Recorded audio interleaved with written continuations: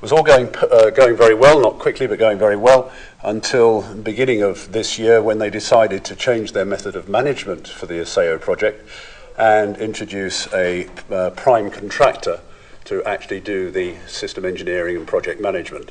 They've gone out for tender for that, and we announced that back in April. And as far as I know, I may not be correct, but I don't think they've made any appointment yet. So that is just in a holding pattern, sadly. Also, you'll notice that we now refer to it just as ASEO, or SAO, not SETI, because ESA Education have also withdrawn their sponsorship, is that the right word? Their direct support for the SETI organisation. So the two are now completely separate. SETI is now just a student group. I say just, that's not polite, but and they're still developing ideas, but have no, to my knowledge, no direct access to any funds or project management. Which again, I think is sad, but these things come and go. So that's their current website. Quite pleasing to see they still have two good-looking guys down there on their website with that big rocket. It's good.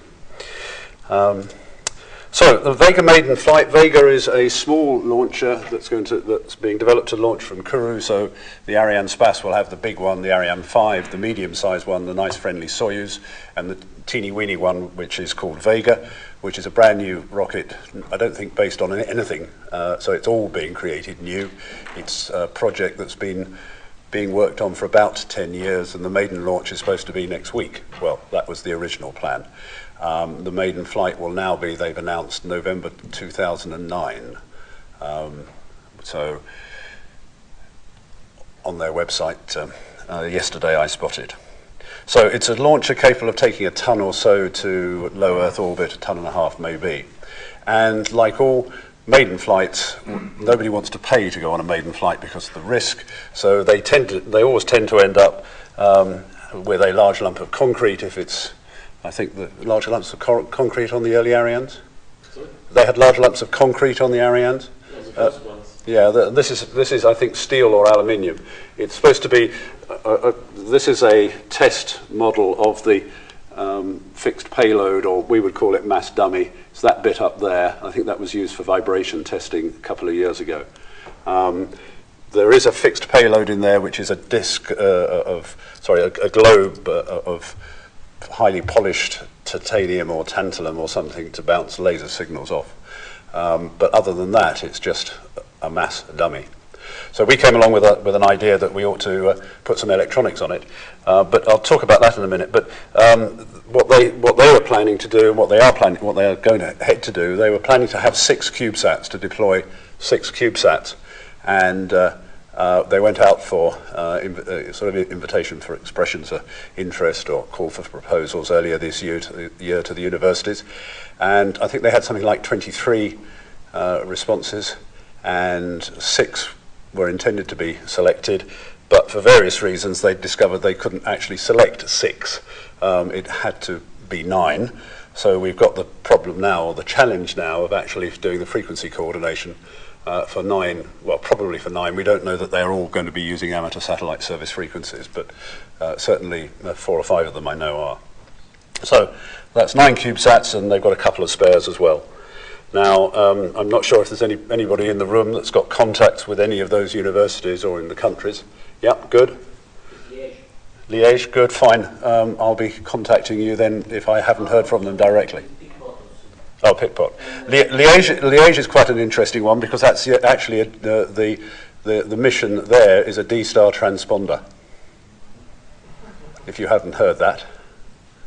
How we get a D-star transponder into a 100 millimeter box weighing less than a kilogram and running less than a watt, I'm not sure, but not my project.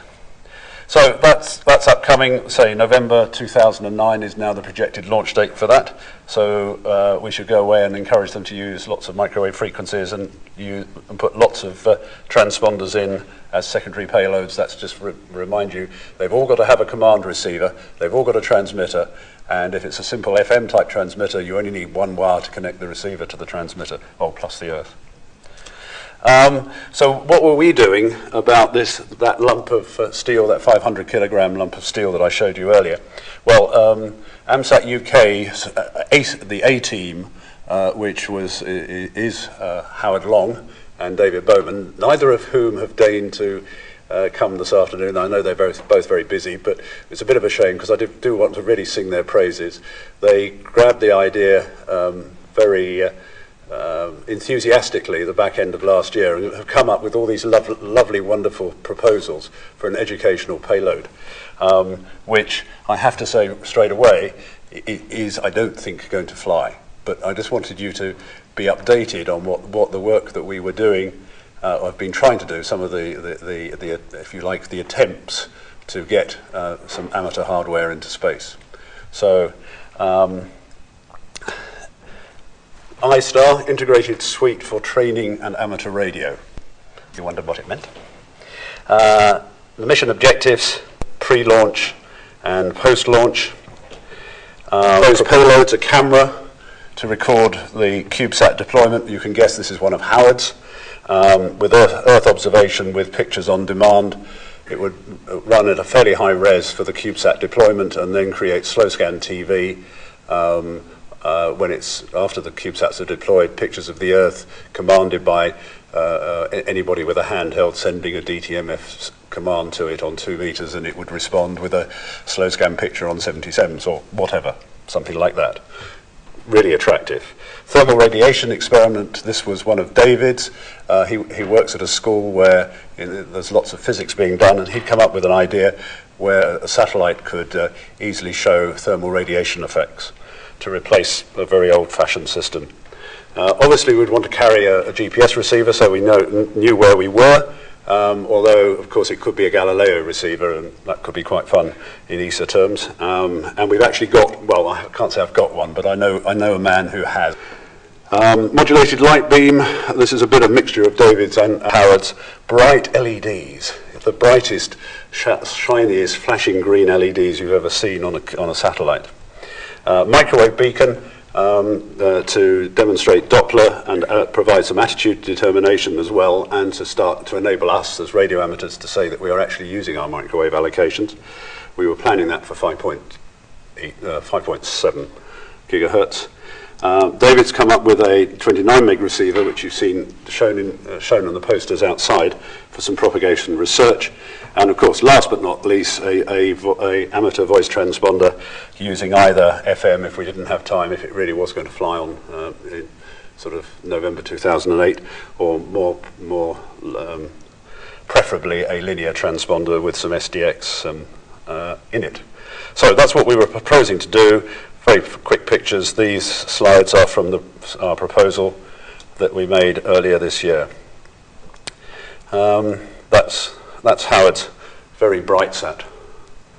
You could not look at those LEDs. I've never seen LEDs that bright, but anyway. We were offering both flight-proven hardware for the comm system or stuff that we were making ourselves. We got to the stage of a flat sat proposal, a flat sat piece of hardware or sets of hardware. You'll recognize the standard American, I can't think of the name of them, transmitter and receiver boards anyway, there. The rest of it is all Howard's and David's work. Of course, and the payload was going to be in a number of boxes around that mass dummy, and we'd have our own solar cells, and we would need no connection really with the rest of the satellite except some signal to say that they were about to deploy the CubeSats. So that's as far as that project has got, but I just wanted to use this sort of 10-20 minutes to sing David and Howard's praises, because they've put a lot of work into it. And we've also managed to, in the process, acquire 200 space-rated solar cells as well. So, for not very much money. So the next time we do get a project opportunity, we'll be able to produce a fair number of watts. So I'll take any questions on that report before I hand over to David. Yes? Right. You know, this beacon, very bright LED beacon. Yep.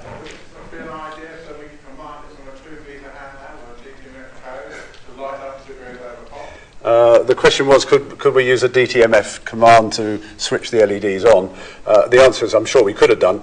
Actually, although they're very bright when you're in the same room, the number of photons, according to David, way above my pay grade, but the number of photons per whatever that you get on the ground are relatively small. So I don't think it would still be a naked eye object.